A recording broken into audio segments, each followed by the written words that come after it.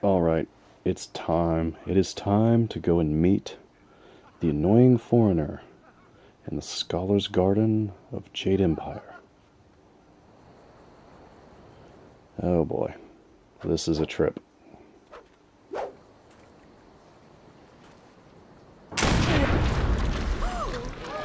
Oh, that wasn't very scholarly. As amusing as your savage dances are, once again I have proven the superiority of setting your nose to the grindstone and not mucking about. Now bring some refreshments in a proper mug, or I'll take back the coins of my home and country. Don't you heathens know the worth of a proper king's halfpenny? Generous visitor, if our customs are so displeasing to you, perhaps you should find lodging elsewhere? Please? And leave you lot to your primitive ways? Tell them what I think of that, Squire Percival. Sir Roderick Ponce von Fontelbottom, the magnificent bastard, will do no such thing. He means to educate you all. Good lad. Found him wading in the mud, planting weeds. You can't keep your crackers crisp doing that. Can't help you if you don't know the horror of a soggy biscuit. I've given him dignity, and unless one of you has the will to deny that I'm your better, I suggest you start learning. We'll have you in proper trousers by the morrow. Yeah.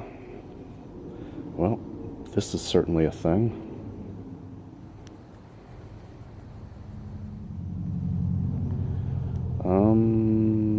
Yep.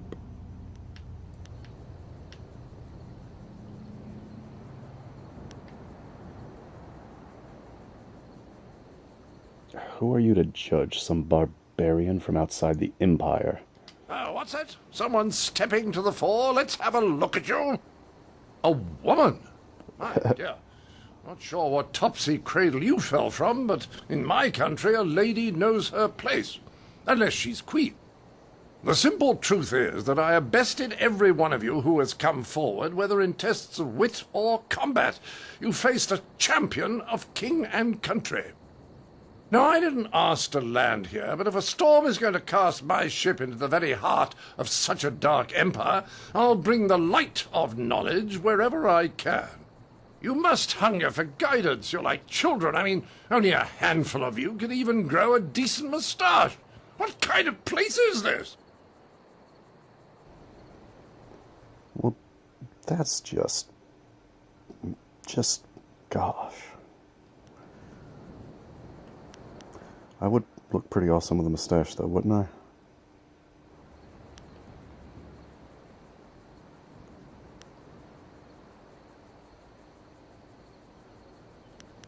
I don't want to provoke him to an actual fight. I want to have the debate. You blind yourself with prejudice. I can prove you wrong.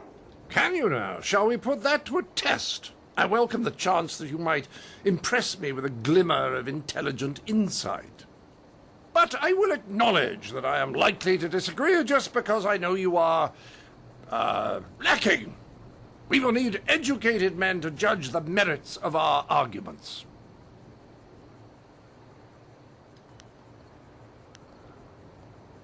Arguments? What kind of contest are you looking for? I've gone to great pains to learn your barbaric tongue, only to find that none of you has much to say. Can you convince me otherwise? I've heard a distinct lack of couplets and quatrains, to say nothing of pentameters. Is it any wonder you people live as you do? I charge you with defending the heart of your people. If a group of judges determines that you have adequately done so, I will declare you the winner.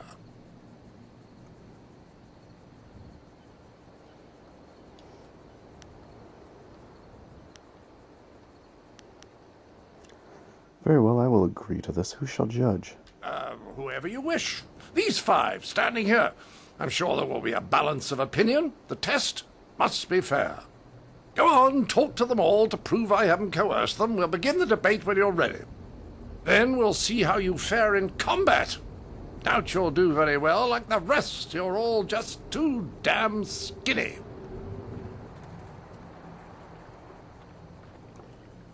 I heard you accept the Outlander's challenge. I'm grateful you have seen fit to defend us all. I would be honored to sit in judgment of the debate. Several of my fellow scholars have also volunteered. That's wonderful.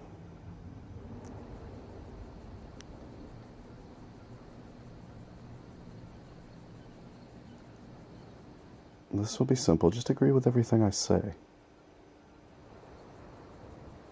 No, that would only prove his accusations that we cannot defend our culture on fair terms.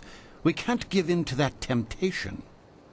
Of course, No. I doubt his arguments will have the weight that he expects. Not here in the heart of the Jade Empire.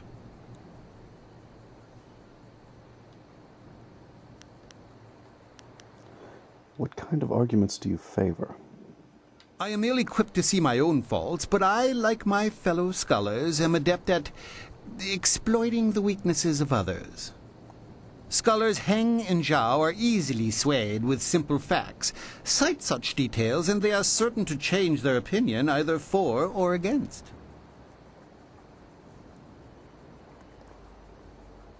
Huh. So, Hang and Zhao, simple facts. The best course is to appeal to the individual preferences of the judges. We are theoretical thinkers, really. It is not so much the subject, but the tactic that triggers reaction. Each judge will respond only to argument styles they favor. If a judge likes fact, use it once and he will join your side. Use it again and he will switch back just to further debate. Other arguments may not interest him at all.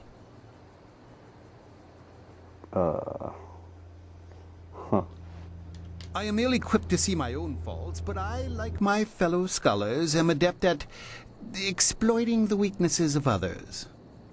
Scholars Heng and Zhao are easily swayed with simple facts. Cite such details, and they are certain to change their opinion either for or against.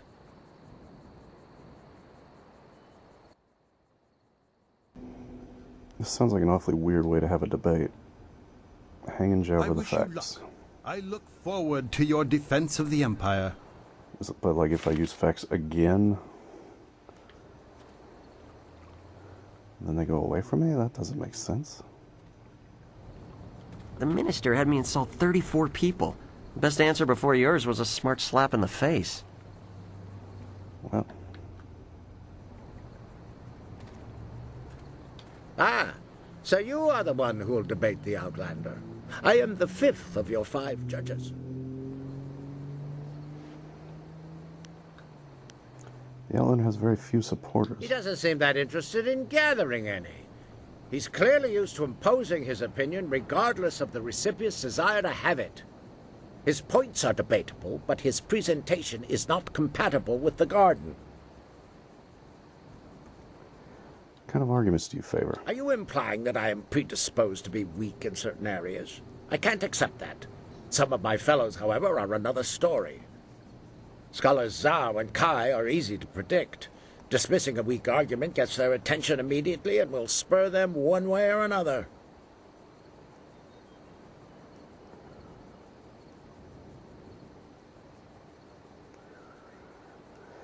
So, oh man, I'm gonna have to write this down.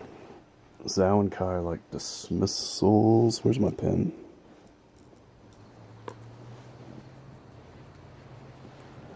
So Zhao and Kai like dismissals.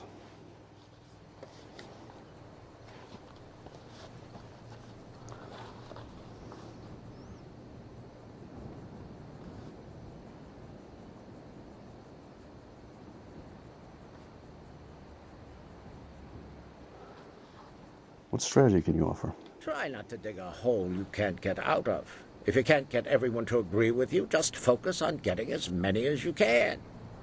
Remember, you need a majority of judges on your side at the end of 6 topics. 6 topics.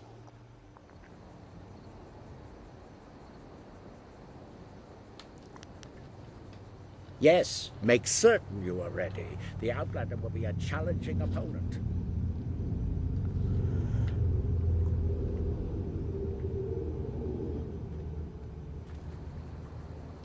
I greet you. My name is Scholar Kai, and I will be the 4th of 5 judges for the debate. I suggest you don't mess it up. I'll do my best. Do you share the minister's disdain for the Outlander? He is an insult to our accomplishments as a people. If you fail in the debate, at least take him to task physically. I don't care where he came from.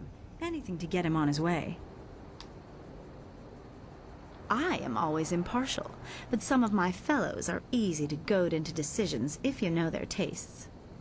The minister is particularly fond of confrontational arguments. Respond in a rage and you are sure to engage him.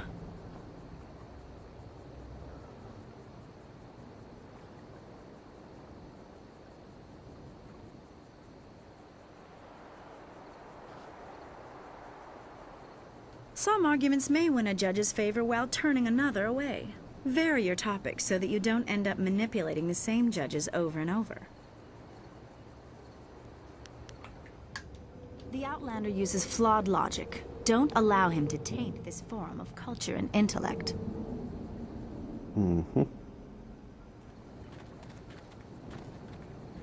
Greetings to you. I am Scholar Hang, and I will be serving as the second of 5 judges for the debate. I look forward to honorable discourse. Why do you dislike the Outlander? I mean, why not? I don't dislike him. I What? find some of his points to be worth discussing, but Sir Roderick is a bit disruptive for the garden.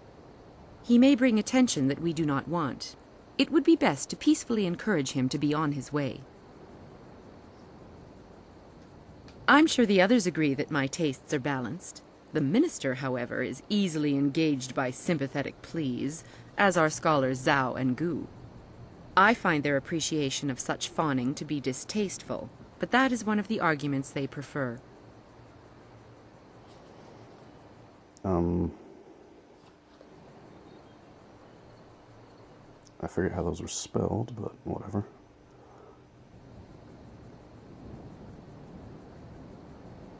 So sympathy from those 3, so there's different combinations you can work.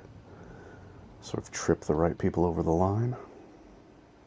Try to choose your arguments in a sequence that eventually turns everyone in your favor. Don't worry about losing a vote on a single topic.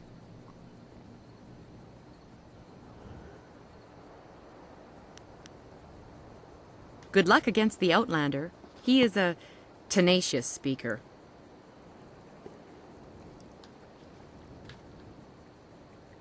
Oh, this is exciting. I've never been asked to jury a debate before, and now I'm the third of your 5 judges. My name is Scholar Zhao.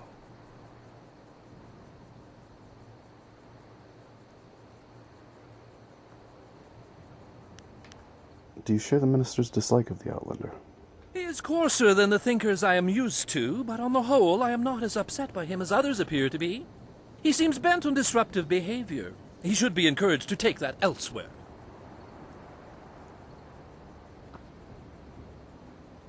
I haven't given it much thought. I pictured myself as balanced, but some of the others are very specific in their tastes. Actually, you can sway scholars Kai and Gu by mocking your opponent. I don't care for it, but they seem to respond quite vigorously. Kai and Gu mocking. I've argued in this group of scholars many times before. We are so used to each other that we will change opinions just to further the debate. Don't worry so much about what you are saying when you respond. Just concentrate on how you say it. Interesting.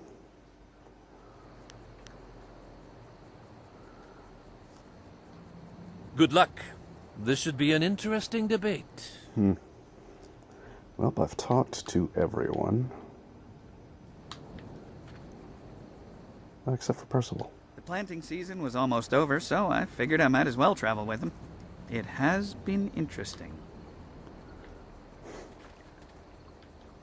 His title mystifies me, except for the magnificent bastard portion. I'm fairly certain I know how he came by that part.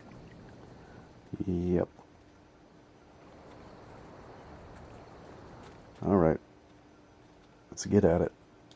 Well, ready to set the ponies in motion, are we? Let's declare some rules and get to it. You don't mind if I make this interesting, do you?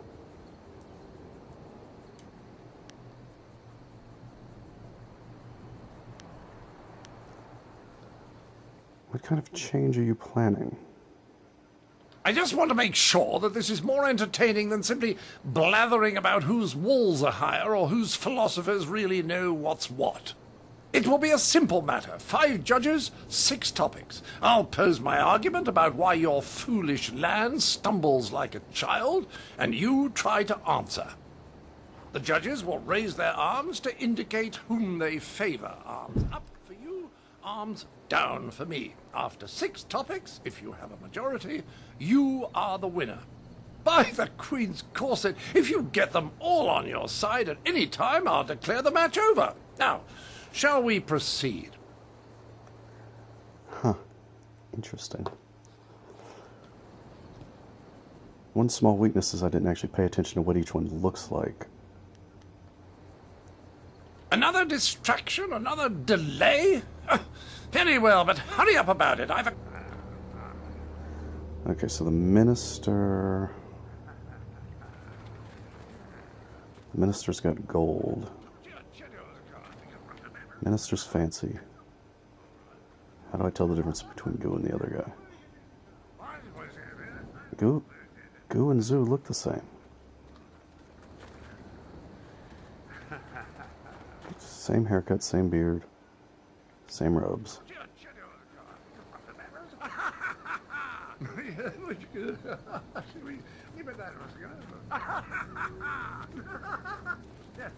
Oh, that's messed up. They look the same. I can't tell which... The minister's the only one I can tell apart. Oh, well. Ready to set the...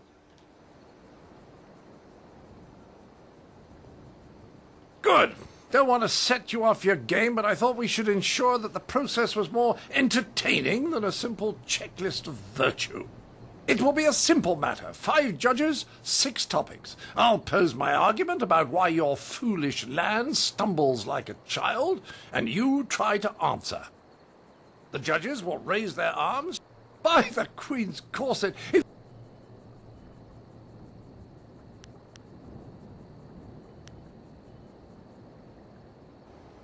I'm ready to expose you for the fool you are. I will pull no punches, and I expect no mercy on your part. Let's see which of us is truly superior. Well, what shall be my first point of contention? I know, the most basic of concerns for a culture, the currency of its economy. What manner of society would use the silver coin as the basis of trade? Gold is clearly superior, which you admit by using it for important statuary. Your understanding of what determines value is flawed. Your rebuttal?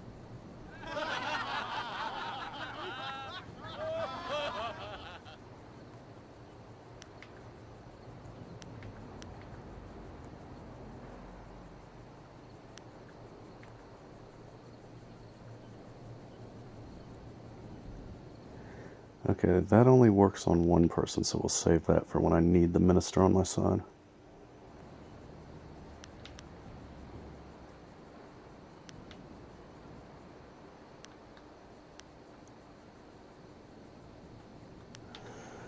Your stance betrays a worship of gold. Laughable. Well, you are clearly in the minority, but I can spare no quarter. To the next topic.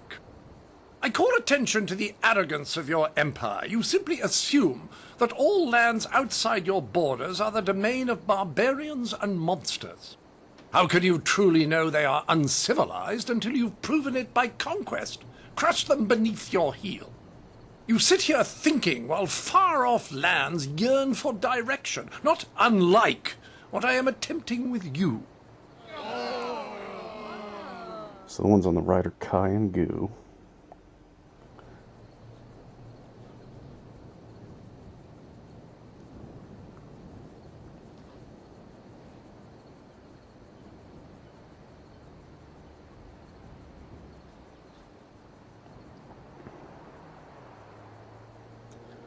Alright, we'll go with simple facts to get 2 more on our side. Such expansion must be controlled. The conquered are volatile. Well, a majority on your side, but the debate is not over yet. Shall I draw attention to your foolish reliance on personal combat? You've got strange dragon powder arms, but you waste them on spectacle and flying chariots. Any decently civilized people would have developed a proper array of personal sidearms by now, like old Mirabelle here. Well, I know I need to do rage, because all I need left is the minister.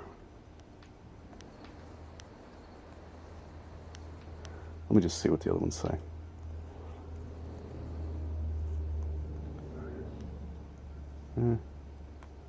Ooh.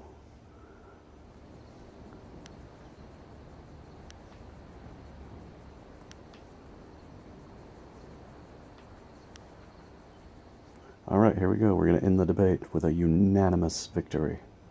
On the third question, I'm awesome. Well, I mean, I wrote down what does what, so made it pretty easy. Well, you are clearly in the minority, but I can spare no quarter. To the next topic. Wait, what? Oh my god, I hit the wrong thing. I'm an idiot. Beliefs and the irrational behaviors they produce. Dragons, spirits, and even talk I can't believe I did that. unresting dead. I hit the wrong thing. Just look at the collective foolishness that you call a floating palace. The constant superstitious yammering of your peasants even has me seeing it. And how the bloody hell would you get a moat up there? It's ridiculous, I say. No, that's good though, because now we get to hear more of his arguments. I meant to hit raging on the last one. That's what would have won it. This is a better answer for this one, so we'll just go ahead and get the minister now. Show us a wonder of your own, or be silent. Well, a majority on your side, but the debate is not over yet. I say that you don't seem to understand the relationship between the ruling class and the peasantry. Your commoners are far too happy to be productive. A proper spiral of misery shows that they are doing a decent day's work. Your peasants only suffer because of foolish superstitions about the dead walking around.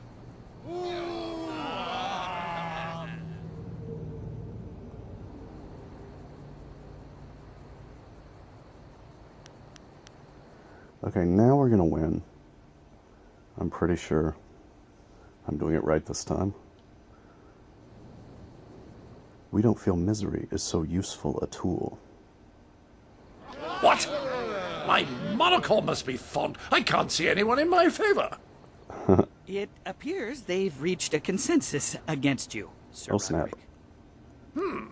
Clearly these people are incapable of fairly comparing one of their own to an outsider. This is a farce. Don't make excuses for your stupidity. There, see how quickly I am dismissed? No grace in victory. You are, and always will be, a backwards lot. I seek satisfaction. You have bested me in debate, but true honor is decided on the dueling field.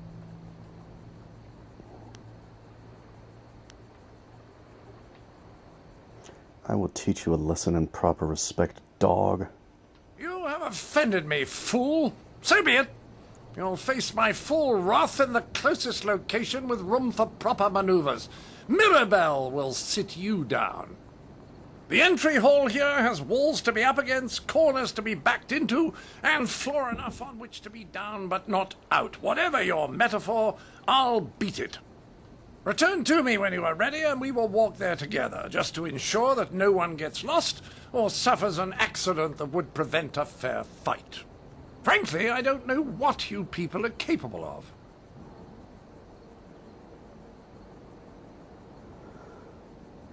Well, let's just go ahead and do it in one long video. What? Good! Let's get this over with so I can return to schooling the rest of your fellows. I envy you. You are about to experience for the first time the skill that has forged an empire and traveled the world. There will be pain as well, but I imagine it will be almost worth it.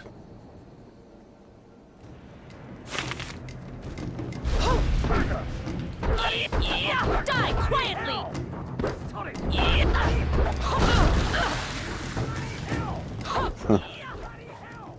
Yeah, bloody hell indeed, you're not very good. Not very good at all. That was quite easy. That was a lot easier than the debate. That was a fine display of skill. It was a fair fight, Sir Roderick, within the rules you specified. Yes, old boy, you've got it right. I was really sat down, I believe. Like the fall of the old bridge across the Grand. My humours are in disarray, I tell you. I suppose I should have seen it coming. Your win in the debate was a sure sign. I do believe I have underestimated the lot of you. Regardless, you have beaten me. That's a point of honor I cannot deny.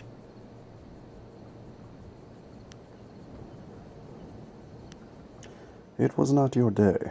Well, there's no other thing for it. Intended or not, you've earned a reward from me. The unsuccessful combatant in a duel must arrange a worthy gift for the victor. I wouldn't be much of an ambassador for my country if I didn't abide by its customs. The Duchess of Almsbottom's rules of engagement are quite clear on this matter.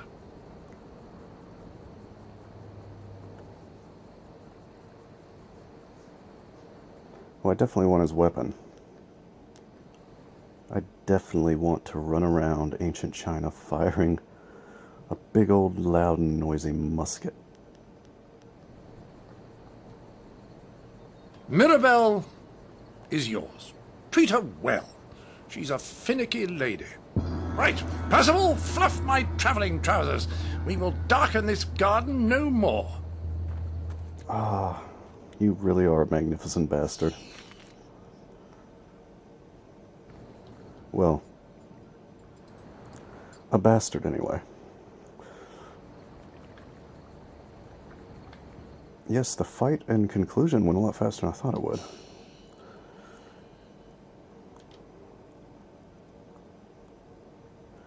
Whew, 49 spirit. Okay, we need to get our body up some.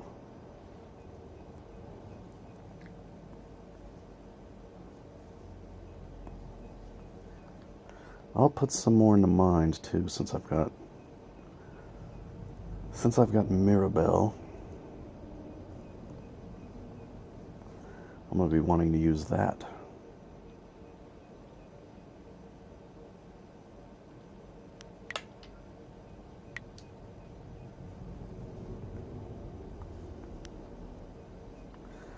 Oh, and after I put all that money in my sword. I mean, not money, but skill points, whatever. Maybe I'll hold off. How much can I improve this? Not much.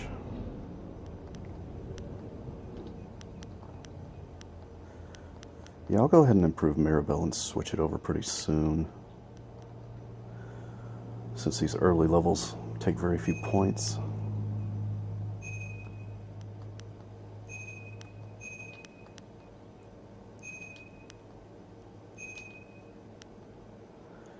I feel like the speed increase is going to be the one it needs the most.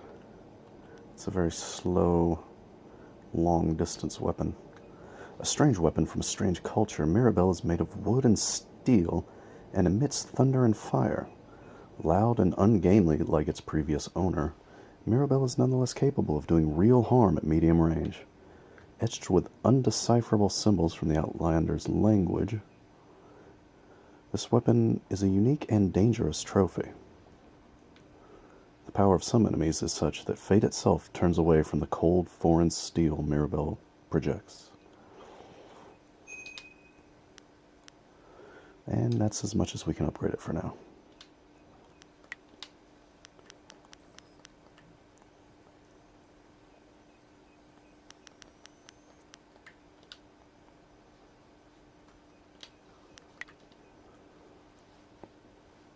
But it's approximately as high as our sword already was. Just from that one level.